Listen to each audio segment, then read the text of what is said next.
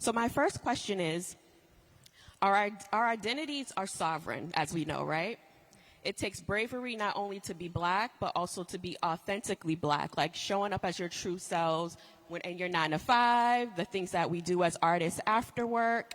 It takes just a lot to really show up as our authentic selves with the multiple intersectionalities that we hold, especially in this country, especially right now. How are you all building a culture of repair and liberation through the work? I'll kick it off with Giselle.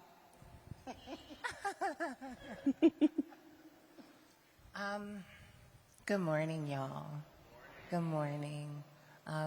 Thank y'all for being here and for just sharing space. I'm finding that moments of fellowship, especially with people who I love so dearly, are very few and far between these days. So I'm thankful for this. How am I building a culture of repair and liberation? Well, first, I have to do it for myself, because you can't help somebody else if you can't help yourself first, if you can't love yourself first. And so that requires a lot of work.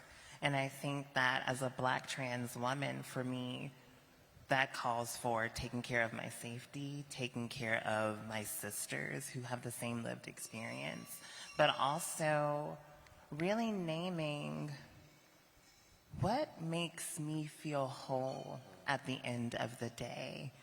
Whether it's moving into a new apartment, shout out to my mama who is here for flying up from Georgia to help make home for me. Because that's hard. Repair was trying to find housing as a Black trans woman and dealing with very racist, transphobic landlords in a somewhat sanctuary city. So repair to me was getting approved for 3 different properties and telling people no. Repair also means pouring into my community what was poured into me. So as executive director at the Theater Offensive and now as a state commissioner on the Mass Commission on the Status of Women, it's about pouring into those voices that often go silenced. Not to be very Oprah about it. Were you silent or were you silenced? Not about that. But to really make sure that those folks have access to resources, the tools and resources that they need to just live, and then on top of that, thrive. I think we need to, for me, repair is having us no longer live in survival mode. I think right now we all are in this strong, which is rightfully so, era of survival. I've got to survive to get to this. I've got to survive till next Friday so I can do that. But I would love, and I strive to in my work, is be able to just provide opportunities for folks to not have to think about survival mindset, because for our communities, it tends to be fight or flight, and for especially queer and trans folks of color, specifically Black queer and trans people, it's a fight until your death. So I'm just trying to, by returning the love that's poured into me back, which is a very Miss America answer, but I think especially now it's what is needed, because we're living in a time where love is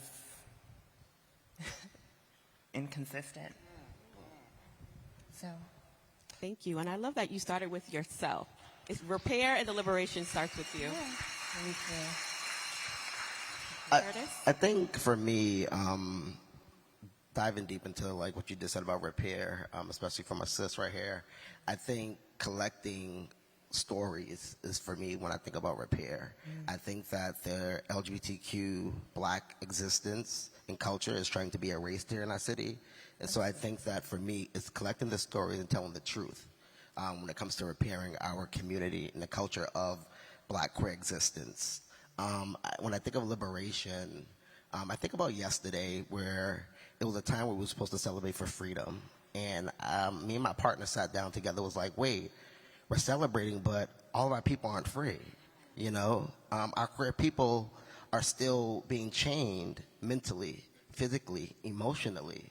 And until they are free, then I feel like freedom has existed, has arose, I would say. So when I think of liberation, I think of freedom in a different way, of making sure that our people who are feeling like they're chained and they can't be visible are being visible in a way. Good morning.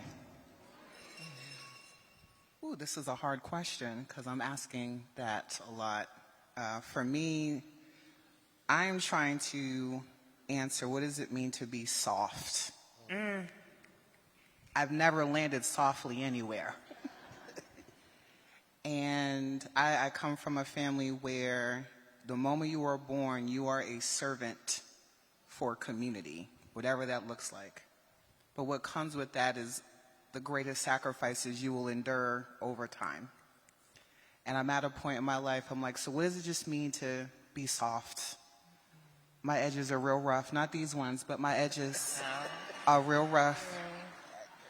But I care. I care so much about our community. I will call people. I will walk dogs. I will go have a bagel with, like, whatever.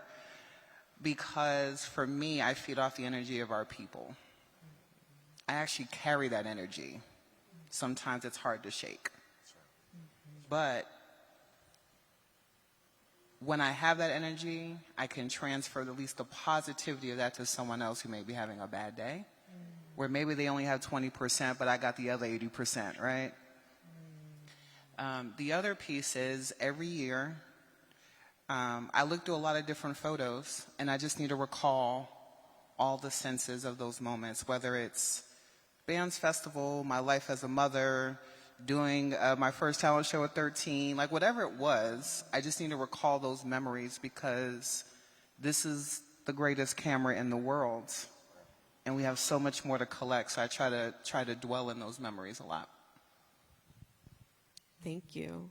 Kat got the bars. Y'all all got the bars this morning. All right, so we're going to continue our conversation and get into it. So honestly, in my eyes, and probably all of us who had the pleasure of experience BAMS Fest, who has attended BAMS Fest in the room? Yes, we love I got nothing but BAMS flyers Fest, in this bag. right? I will give every last one of y'all one. We need more of y'all. I can't wait It's next to week. So in my eyes, BAMS to me has always been like the Essence Fest, has been like the Roots Picnic in Philly, and for those real R&B neo-soul music heads, the Sugar Water Festival in New England. I know when I speak to my friends who live on the other side of the world and they want to come back home to Boston, they're always planning their summer visits aligning with BAMS Fest because they always want to be here. Like, that is what BAMS Fest is to all of us. Can you talk a little bit about, because we know your work as, the founder and all things of BAMS Festival, but BAMS Fest is also an organization, a nonprofit organization. Can you talk about BAMS Fest and the festival? What's the difference? Because they're two separate entities. Yeah, so BAMS Fest, Inc., the government name, is an organization that exists to break down barriers specifically for artists and communities of color, and that looks in a variety of different ways. One is around spatial justice. We don't have enough space in this city. A lot of things have died, which means that the pride of the people has died too. So we try to activate those spaces. Another one is economic transformation. Artists are entrepreneurs. I can't stress that enough. The moment that artists wake up and make a decision that they want to profit off of their work and live a healthy life, you are an entrepreneur. So it's very important as an organization that we create and support the infrastructures that support that, because we want you to continuously to live in your creative freedom to bring us all to a place of liberation, whatever that looks like. And the last piece, of course, is racial equity, right? Whatever you want to call it with that, but it's important that voices and stories are heard and they're told through those that experience it, so that we all have a reference point in the history that we're in. So we want to continue to support that work.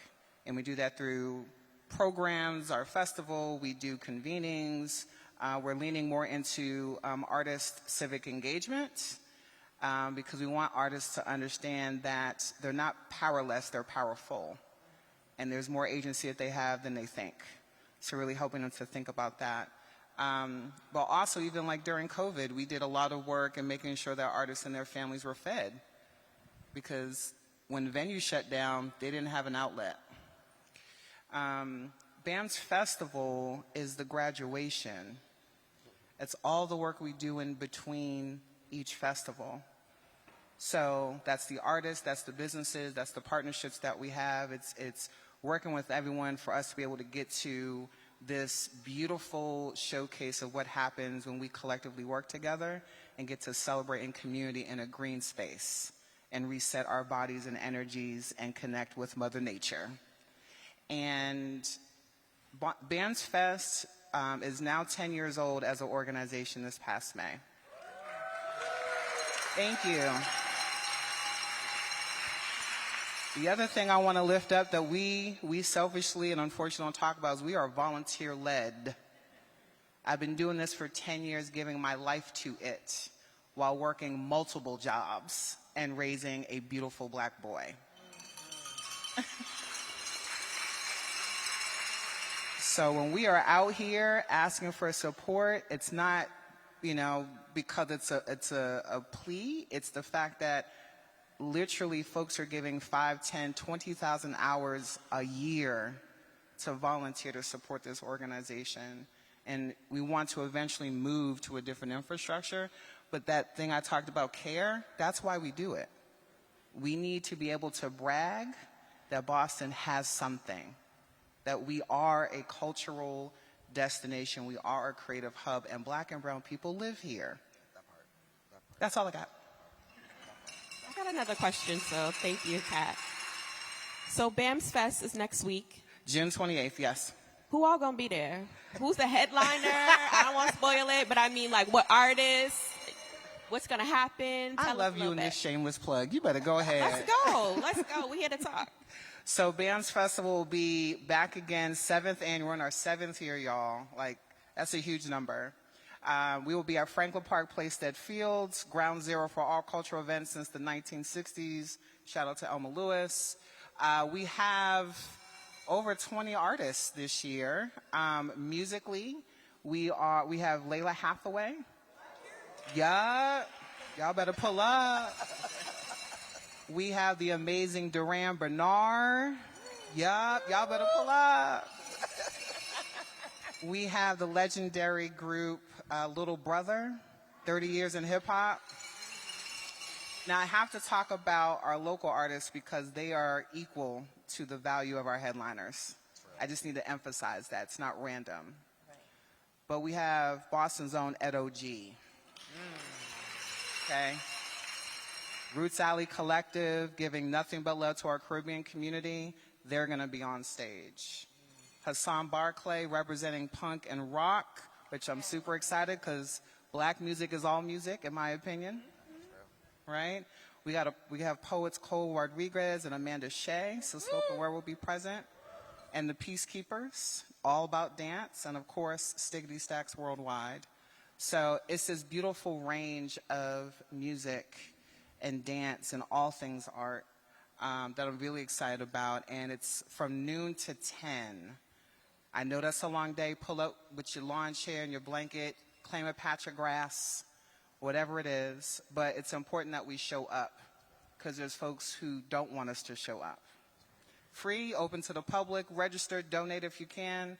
But we'll see y'all next Saturday at Franklin Park. All right. I will definitely be there. Yes, you will. Ready to shimmy. Okay. So Giselle, first of all, congratulations for being the newly appointed executive director of the Theater Offensive. I remember when I read the press release, I was so excited, and I began researching you, and I'm like, yes. So congrats. So the Theater Offensive is rooted in resistance and revolution. There's, as we all know, there's a hostile environment that we're all experiencing in our own ways, but the LGBTQIA plus community honestly is dealing with what's happening in this political climate in society right now. They're having a different attack that I would say is real violence. And there is this, we cannot lie about what's happening in our country right now. There's this erasure of the community, which we know We're all here because we believe in social justice and equity. That's not happening. So despite the hostile climate, the Queer Republic Residency Festival will take place from June 26th through June 29th. If you were unaware, now you are aware. Please support the Theater Offensive work. And so from June 26th to June 29th at Arrow Streets Arts in Cambridge. And the Theater Offensive is truly deep in its mission to ensure that queer artists have a space to perform. Now, as a leader, what does the work look like for you to ensure that the Theater Offensive keeps its doors open and programming available to support and celebrate queer and Black artists of color? Lots. I know there's a lot there. I feel like Beyonce in the Pretty Hurts video when they're like, Miss Third Ward. And she's like, I would like to be happy. It is not easy. It is not simple. And I think we have to name, for me, the big fact that even in Black communities, being a queer or trans person almost erases your Blackness, which is something we try to not speak about a lot. And I'm from Augusta, Georgia, and so I am very blessed and privileged to have a mama and a whole family who said, this is who you are. We love you. We celebrate you. We embrace you. Embrace did not pay me to say that. But it's not easy. And when the day of the inauguration hit, it was in the day I, as a Black trans body, was deemed not legitimate in this country. It was a lot to take in. It was a lot. I had staff who did not know how to come into the workspace and continue. None of us can continue business as usual, and I hope that's already known, but I echo that here because that luxury of being silent and not talking about what you know is happening, that will destroy you. And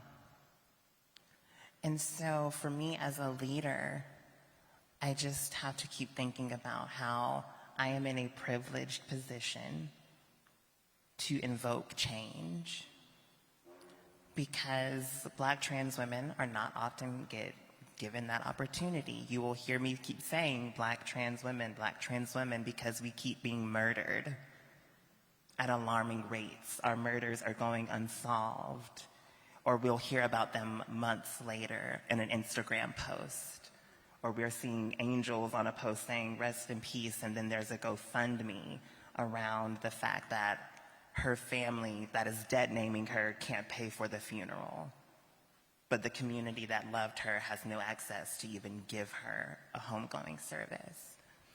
So for me as a leader, it's about making sure that not only the Theater Offensive keeps its doors open, but that other organizations akin to it and those across multiple sectors can keep their doors open. I think sometimes what happens is we get wrapped up in our own bubble. And with TTO, we're arts and culture. And so some people in this room probably got a very crazy email from me, which I wrote at 5 in the morning to about 300 people. And I said, okay, so we know what is happening here. We know all of our individual organizations are going to be under attack. DEI, anti-LGBTQIA2S+ practices. We're all losing funding, and if you don't think you're gonna be harmed, it is coming. And so I said, why don't we mobilize as a state and start taking care of each other, supporting one another, advocating for each other, and make sure that all of our doors can stay open. And so what does that mean for me as a leader? That's about boosting up, one, our security. You know, the Theater Offensive filed a lawsuit led by the ACLU along with Rhode Island Latino Arts National Queer Theater and Theater Communications Group against the National Endowment for the Arts around their gender ideology piece, which basically said trans, non-binary, and gender-expansive narratives are not for the good of the American people and cannot be funded by this agency anymore pursuant to the executive order. And I think all of us in this room know, but if not, now you will know that trans folks, particularly trans folks of color, have defined cultural movements and revolutions for centuries on end. So when we think about that, it's going how we need to show up and advocate for folks across all sectors. But really with the theater offensive, I said we need to implement physical security. Because the day you read that, you said you read the press releases about me, which was beautiful. And I love Joseph Porter and Hakeem Adewumi. If you've ever seen a photo of me, it was most likely Joseph and Hakeem. But then, as my mama told me not to, I go on Facebook and I see an article about me in Them magazine in which all the angry white people of Massachusetts are going, we're gonna stop him and tell him how to actually run a theater. He's playing dressed up, he's pretending, all of this is conflated. Very harmful language. And my mama said, stop reading it. And I was like, no, it's good to be informed of where we actually live. And so when I look at TTO, I go, we're adding insecurity. I have a youth program.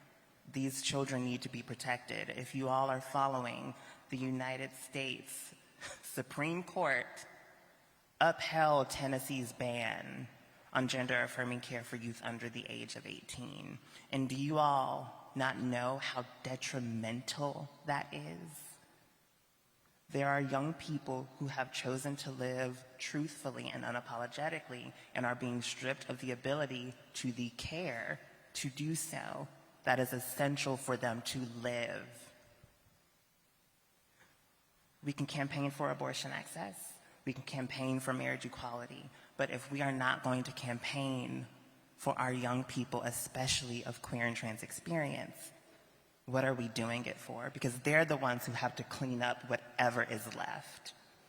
And so, aside from that, going through digital security to make sure we have our doors open, working with a board, which I'm very grateful to have a strong and solid board of people who basically almost created reserves to make sure that we don't ever have to run into an issue of we can't do anything.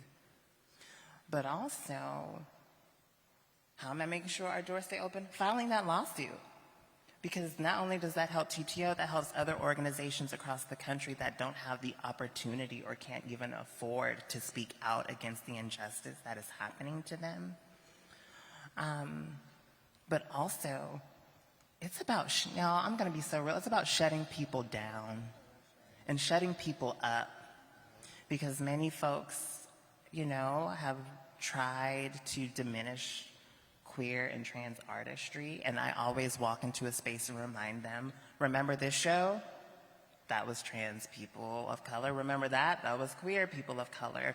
We have been embedded in the fabric of the American arts and cultural society, and so therefore, you cannot escape us. You cannot. And so I ensure that TTO and our messaging, that's reverberated. And so when you see our work, our amazing marketing team of Joseph and Hakeem really hit that hard. But also, it's about looking to our community and asking, what do you need? Because I can't create a theatrical season based on what I think. I'm not gonna sit up here and give you Shrek and Hello Dolly, and then we're gonna do Chekhov's Three Sisters. Who wants to see it? Who asked to see it? What do you actually want to see? And people said, I actually want to find somewhere to gather and really talk about how we can protest and galvanize. I actually want to take a self-defense class. I actually would like to see a story about a Black queer couple going through the unrealities of the loss of a loved one and that ghost breaking apart their relationship, and talking about how we don't talk about emotional abuse in some queer and trans communities. So for me, that's how we keep our doors open, by listening to community, by ensuring that our physical safety is protected, and that's also through COVID safety, but also by making sure that we forever have resources outside of us to make sure that the people who come into our doors can walk away a little bit better than we found them.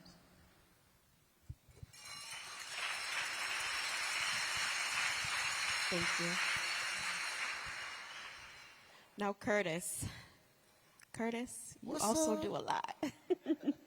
Now, Boston Black Pride, again, people, we show up to these events, we're two-stepping, doing our thing, and we're enjoying the experience, but this is led by, Boston Black Pride is led as a volunteer-driven initiative as well, like BAMS. So thank you for your work as well. So Boston Black Pride is dedicated to curating Pride-centered celebrations, culminated in an annual parade and festival. So as we know, happy Pride Month, everyone. But the work that Curtis does really centers Black LGBTQ plus IA individuals. And it's beyond Pride Month. It's through the year, through the summer. And again, another shameless plug. So there are a ton of events. So there's a Black Pride Ball, R&B lunch, events for the youth, and so much more that you and your team are leading. My question to you is, how are you creating spaces of joy for the LGBTQ plus IA communities, but not beyond the events that take place in public space? We discuss on our preparation call the work that you're doing to advocate for policies to protect the rights and experiences of the Black queer community, and not only in Boston, but also in Massachusetts. What are some of the issues that you are advocating for that all of us should be aware of to support in this work? It's an election year. That's also very important for us to know, and voting locally is extremely important. But can you shed a little light for us on the issues that the community is facing that we need to show up to support? Thank you for that. I think we all know the issues that we're facing, but I think that to bring more awareness on certain elements of it, I think housing crisis is a huge issue for our trans community members. I also think of criminal justice reform. A lot of our trans community members are behind bars and are not being treated well. They're being dehumanized. So I think that us stepping up and really pushing what Senator Miranda said earlier about creating laws to protect those folks who are behind bars, but also making inclusive spaces here in the city. There's not one community, queer LGBTQ community center here in the city. I'm trying. Okay, I got you, sis. And I think that needs to be our focus point, for folks to feel safe, folks could feel that they're being heard and seen. Beyond that, I think also is the digital divide between our seniors, our LGBTQ seniors. We're providing access to the digital world to our seniors, medical care, telehealth care. But beyond that, I would also just say, to end on the note, we have to be able to, our allies who say they're allies, we want to see y'all show up as allies. And not just say, hey, we're here for June. We want to see y'all 365. And typically, when it comes to Boston Black Pride, it's so hard to get folks to buy into it. They're like, what's this about? I'm like, it's a national movement. We're just behind the movement because we've been stolen from the movement. And for Boston Black Pride, we had to sit down with the old Pride organizers who were supposed to protect us and show up for this movement, but they were missing the inner city. And they were missing Dorchester, Roxbury, Mattapan, until myself and our deputy, Lakeisha, said, hold up. What's up with us? We're in the hood. We need access too. And so that's when we really started putting our focal points on and said, hey, community, we have to galvanize. We have to talk about these things. Let's talk about the issues that we need to be put to the forefront. And so that's what I was saying. Thank you. I can sit here and talk to you all day. We'll continue this conversation on many dates, later dates, as I show up to support you in all of the work that you're leading. I have a 5-minute time warning, so I'm going to skip the questions that I had. I had a little, rapid fire questions, but I want to focus on joy. Shout out to Janae back there. That's always uplifting Black joy. So how are you when you're alone, when you're looking for peace and Black joy? What does that look like in your life? Come on, Kat. Yeah. I can start it off. Go For for me, it. it is traveling. I love to travel. I love to listen to music and eat good food. In solitude, I find honestly the most joy in solitude. I love people, but also being solo really regulates my nervous system, so that I'm continuously just refueling and refilling myself up so that I can show up and do the work that I do every day. So I would say solitude brings me joy. I would say my family, my friends. When all the work is gone, my friends are there to really make sure that I'm back in line. Hey, what's up? Let's go to D7. Hey, what's up? Let's go to Slades. Whatever it is, to make sure that I'm really culturally into my niche. I would say family and friends, but also, I don't know, I have a love for community. And so just being in community and just giving that the energy, shared energy, I would say, really drives me, makes me happy. Come on, Kat. This is a hard question. I'm in the middle of it right now, For me, I think it is solitude. I'm around a lot of people every single day. And I find that being in silence is what I need to check myself. But I love travel. I love going to other people's stuff that I don't have to plan. I love playing with my son. I understand the value of a good playground at this point in my life.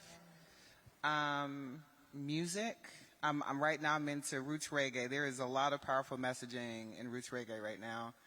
And cooking. I love going to a good market and trying what can I combine, and hopefully my mother won't suffer on the other end. But I love cooking. So that's what it is for me. Oh, I just love all of y'all, because that brings me a lot of joy. For me, it's cooking and baking.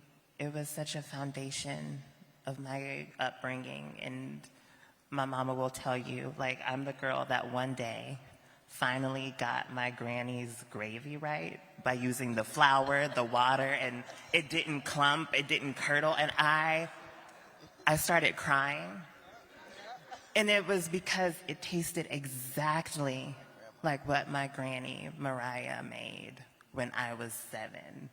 And it took me back to I'm not gonna cry now. It took me back to that time when I was a child, and she would pick me up from school and make me a Hot Pocket. And I would watch Sailor Moon, hence why I love boots and short skirts. And she would just let me be. And that was such a special time of life. And so for me, it's that.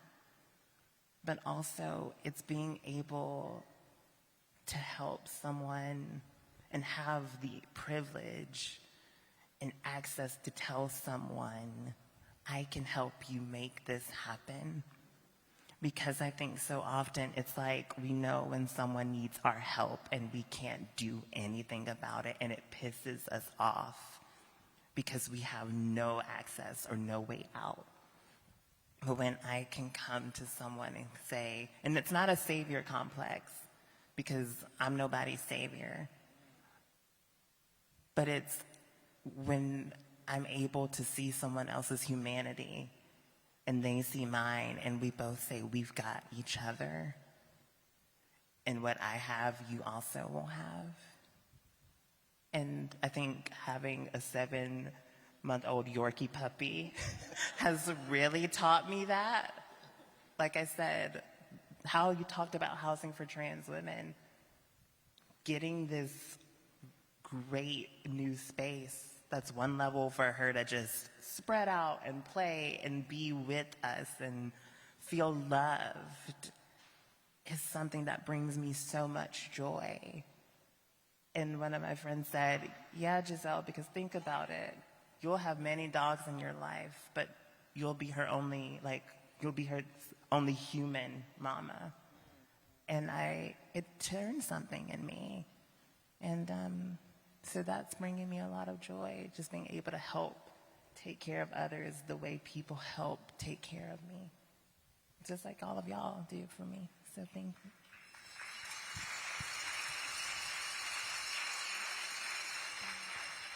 Thank you all for this beautiful conversation. I hope all of you feel inspired and find some joy today. Have a great afternoon soon. Happy Pride. Happy Pride.